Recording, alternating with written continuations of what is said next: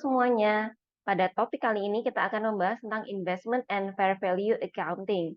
Fokusnya pada debt investment. Kalau pada topik sebelumnya kita membahas dari sisi penerbit dari investasi tersebut, maka kali ini kita akan melihat dari sisi yang membeli investasi tersebut. Nah, yang pertama akan kita bahas ini adalah tentang debt investment. Referensi yang digunakan masih tetap sama, buku Accounting 27 Edition dari Warren Reeve Duckhack di tahun 2018 yang diterbitkan oleh Cengage Learning USA. Learning objektif kita kali ini ada dua. Yang pertama adalah untuk mendeskripsikan kenapa sih perusahaan itu menginvestasikan pada debt dan equity securities. Dan yang kedua adalah mendeskripsikan dan mengilustrasikan bagaimana kemudian kita mencatat kalau kita membeli debt investment. Oke, kita masuk ke kenapa sih perusahaan kemudian berinvestasi. Nah, pada umumnya perusahaan itu memperoleh kas dari kegiatan operasional mereka dan kas tersebut kemudian digunakan untuk beberapa hal. Antara lain misalnya diinvestasikan dalam kegiatan operasional mereka saat ini atau kemudian diinvestasikan pada temporary investment untuk mendapatkan additional revenue. Kemudian yang ketiga adalah diinvestasikan untuk jangka panjang, long term investment. Misalnya membeli saham dari perusahaan lain. Nah, tujuannya adalah untuk strategic reason. Jadi, uang yang kemudian di-generate oleh perusahaan bisa digunakan untuk berbagai macam investasi. Nah, untuk investasi kas dalam current operation, ini misalnya kas ini digunakan untuk mengganti mesin yang memang sudah lama dan perlu diperbaiki, perlu diganti, atau memang dia kemudian juga membeli yang baru. Dia membeli baru, kemudian lebih efisien dan lebih produktif. Itu pilihan mereka kemudian dalam berinvestasi pada current operation. Baik itu membeli equipment yang baru maupun kemudian dia mengganti part dari equipment tersebut. Atau bisa juga kas itu direinvestasikan untuk memperluas kegiatan usahanya dia. Selain itu juga bisa digunakan untuk membayar beban-beban, membeli supplies, membeli merchandise, inventory, atau other asset. Selain itu, perusahaan juga bisa menggunakan kasnya untuk membayar bunga atau membayar dividen. Itu adalah cara perusahaan berinvestasi, menginvestasikan kasnya dalam current operations. Selanjutnya adalah investasi kas pada temporary investment. Seringkali perusahaan kemudian memiliki kas yang berlebih setelah kemudian dia gunakan untuk kegiatan operasionalnya. Masih tersisa, mau diapain ya kasnya ya? Nah, kemudian perusahaan bisa menginvestasikan kas tersebut untuk membeli debt securities atau equity securities. Nah, apa maksudnya? Kalau kemarin pada topik sebelumnya kita bahas kita sebagai penerbitnya. Nah, sekarang kita sebagai pembeli dari securities tersebut.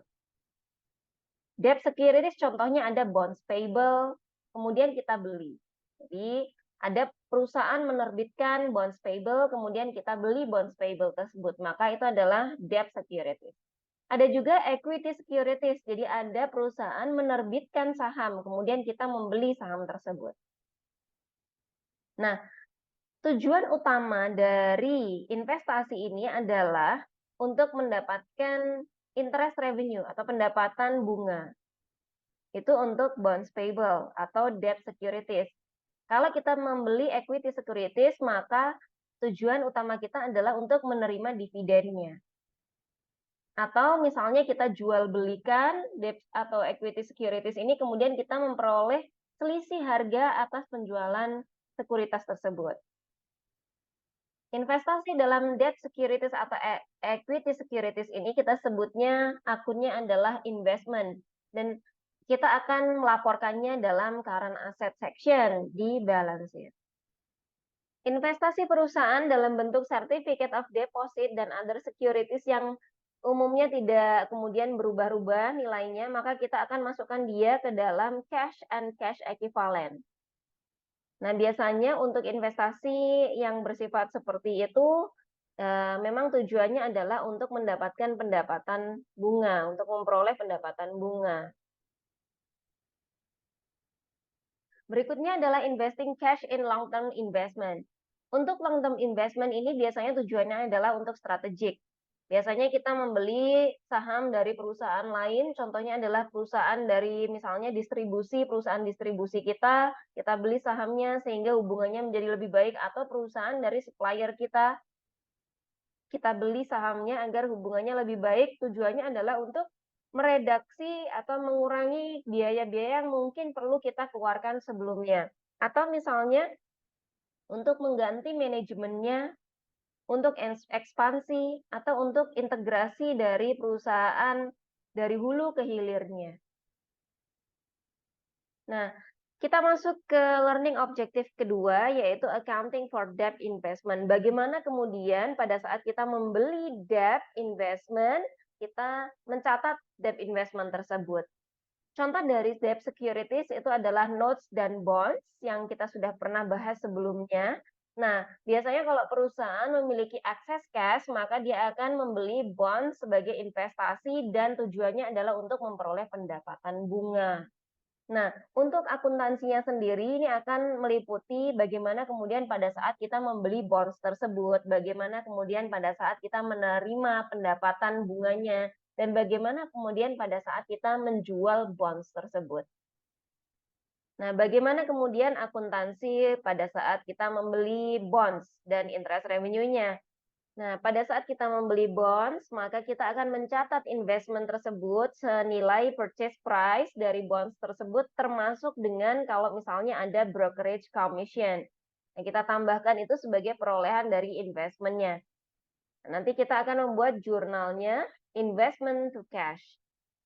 Nah, bagaimana kemudian kalau kita membeli bonds tersebut pada tanggal di antara pembayaran bunganya, maka purchase price-nya akan include dengan accrued interest-nya. Jadi kalau pembeli yang jadi kalau kita sebagai pembeli ya, nanti kan kita akan memperoleh pembayaran pendapatan bunganya secara utuh dari penerbit bonds-nya. Nah, kita harus kemudian membagikan kepada pemilik sebelumnya dari bonds tersebut yang memang misalnya kita membeli di tanggal 15, maka untuk interest dari tanggal 1 sampai tanggal 15 kita akan bayarkan dulu kepada si pemilik bond sebelumnya. Sehingga nanti pada saat kita memperoleh pembayaran bunga secara utuh, ya, kita akan memperoleh kemudian pelunasan dari apa yang sudah kita bayarkan dari tanggal 1 sampai dengan 15. Karena kita nanti akan terima penuh untuk 1 bulan. Nah, jurnal untuk purchasing between interest dates ini adalah investment and interest receivables to cash. Jadi berbeda dari yang sebelumnya, kalau kita membeli di tanggal awal penerbitan bonds, maka kita hanya perlu menuliskan investment to cash. Tapi kalau kita belinya between interest dates, maka kita harus membayar interest receivables itu tadi kepada pemilik sebelumnya. Jadi kita menuliskan investment and interest receivables to cash. Nantinya pada saat kita menerima pembayaran bunga dari penerbit bonds, maka kita akan terima cash to interest receivables yang sudah kita bayarkan kepada pemilik sebelumnya, and interest revenue itu adalah hak kita dari tanggal 15 sampai dengan tanggal 30 kalau tadi sesuai dengan ilustrasi yang kita diskusikan sebelumnya. Nah, untuk kemudian kita membuat adjusting entry untuk mencatat accrued interest, maka kita tinggal menuliskan saja interest receivables to interest revenue. Pada saat kemudian kita menerima pembayaran bunganya, maka cash to interest receivables and interest revenue. Mudah ya, karena memang sebelumnya kita udah pernah mendiskusikan tentang jurnal penyesuaian ini. Untuk interest revenue sendiri, ini akan kita masukkan dia sebagai other income on the income statement. Oke, kalau tadi pembelian dan kemudian penerimaan interest revenue-nya, kita akan bahas kemudian bagaimana pada saat kita menjual bonds tersebut. Nah, biasanya kalau kita menjual bonds, maka biasanya akan ada gain atau loss ya. Kalau misalnya harga yang kemudian kita terima dari penjualan itu melebihi book value-nya, ya maka kita akan mencatat adanya gain. Tapi kalau ternyata book value-nya lebih tinggi daripada harga kita menjualnya, maka ya kita akan mencatat adanya loss. Nah, pada saat kemudian kita menjual dan kita mendapatkan gain, maka untuk jurnalnya adalah cash to investment and gain on sale of investment. Sedangkan pada saat loss, kita akan mencatat cash and loss on sale of investment to investment. Nah, kalau ada gain atau loss, maka kita akan laporkan pada other income on the income statement. Nah, kita lihat contohnya di sini. Journalize the entries to record the following selected bond investment transaction for Fly Company. Yang pertama, purchase for cash $40,000 of Tyler Company 10% bonds at 100 plus accrued interest of $320. Kemudian transaksi yang kedua, receive the first semi-annual interest. And the third transaction is sold $30,000 of the bond at 102 plus accrued interest of $110.